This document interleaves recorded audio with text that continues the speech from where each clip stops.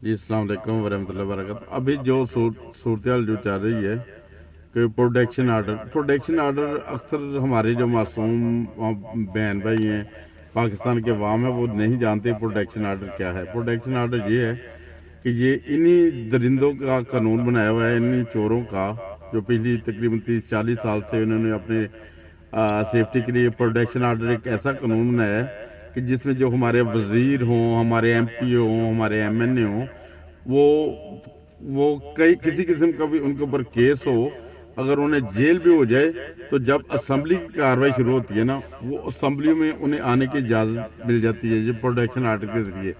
और protection order के जब असम्बली में आने की इजाज़त होती है, ये हर रोज़ असम्बली में आते हैं, उधर 8-10 घंटे गुजार के जाते हैं। वही टाइम होता है जो इन चोरों के ऊपर अदालतों में केस चलाने का, मगर अदालत का सारा टाइम ज़ाया करके ये अपना वो असम्बलियों में गुजार जाते हैं। और ये देखिए जिन्होंने अरबों रुपए का कौम को नुकसान पहुंचाया, अपने वतन अजीज को नुकसान पहुंचाया, ये दरिंदे, इनको तो प्रोटेक्शन आर्डर मिल जाता है।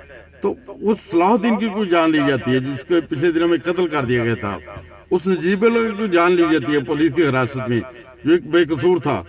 अगर जब तक ये दरिंदगी होती रहेगी वतन में तो हमारी हुकूमतें बदलने का कोई फ़ायदा नहीं है। मेरी खान साहब से दरख्वास्त है ये प्रोटेक्शन आर्डर का सिस्टम ख़त्म किया जाए। अगर प्रोटेक्शन आर्डर देने हैं तो उस जेब कतरे को भी दें जो सिर्फ एक इंसान को नुकसान पहुंचाता है, पूरे वतन को नुकसान नहीं पहुंचाता। और इसी तरह उस साइकिल चोर को भी प्रोटेक्शन आर्डर मिलना चाहिए, उस हर इंसान को प्रोटेक्शन आर्डर मिलना चाहिए जो छोटी मोटी चोरी चकारी करता है। देखें वो इनफरादी तौर पे एक इंसान को नुकसान पहुंचाता है और ये पूरे वतन अजीज को नुकसान पहुंचाते हैं। और ये प्रोटेक्शन आर्डर लेके आके फिर असम्बली में बैठ के हमारी किस्मत का फैसला करते हैं ये लोग। ऐसे जो दरिंदे हैं उनके ऊपर अगर केस चल रहा है, उनके साथ किसी किस्म का कोई एनओआर नहीं होना चाहिए, कोई समझौता नहीं होना चाहिए, कोई इस किस्म की डील नहीं होनी चाहिए कि आप हमारा कौम का पैसा वापस कर दें, हम आपको बाहर जाने देंगे। खुदा के लिए ऐसी अगर डील करनी है तो वो गरीबों के साथ भी करनी चाहिए।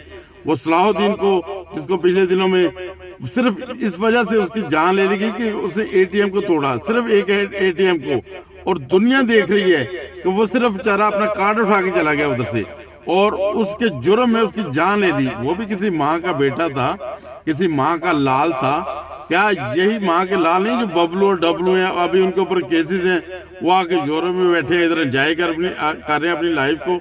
और इसी तरह अगर उसके एक रिमांड के ऊपर, एक दिन के रिमांड के ऊपर उसकी जान ले ली गई, और मरियम नवाज साहब को हम देखते हैं कि उनका तकरीबन 1-1.5 माह से रिमांड लिया हुआ है, उनका मेकअप तक नहीं उतरा। तो कानून सबके लिए बराबर होना चाहिए। जब कानून सबके लिए बराबर होगा तो तब भी मदीना की रियासत बन सकती है, तब भी वो मदीना के कानून चल सकते हैं। मेरा इमरान खान साहब से दरख्वास्त है और जो भी कोई पीटीआई के दोस्त हैं उनसे दरख्वास्त है कि ऐसी कोई सिस्टम चलना चाहिए। गरीबों के लिए भी वही कानून होना चाहिए, अमीरों के लिए भी। और फ्रांस में एक कानून ऐसा भी आया था, एक वक्त ऐसा भी आया था कि फ्रांस की हुकूमत ने अगर कोई परफ्यूम लगाता था तो उसके ऊपर भी सख्त पाबंदी होती थी कि आप अपने मुल्क में रह के, मुल्क कर्जों के नीचे दबा हुआ है और आप परफ्यूम लगा रहे हैं, उसके ऊपर भी लोगों को सजाएं मिल जाती थी। अगर इस तरह का कानून बनेगा और गरीबों से कम गरीबों को छोड़ के जो मुफलस हैं, अमीरों के ऊपर टैक्स लगाएं और हर एक के ऊपर टैक्स लगाएं।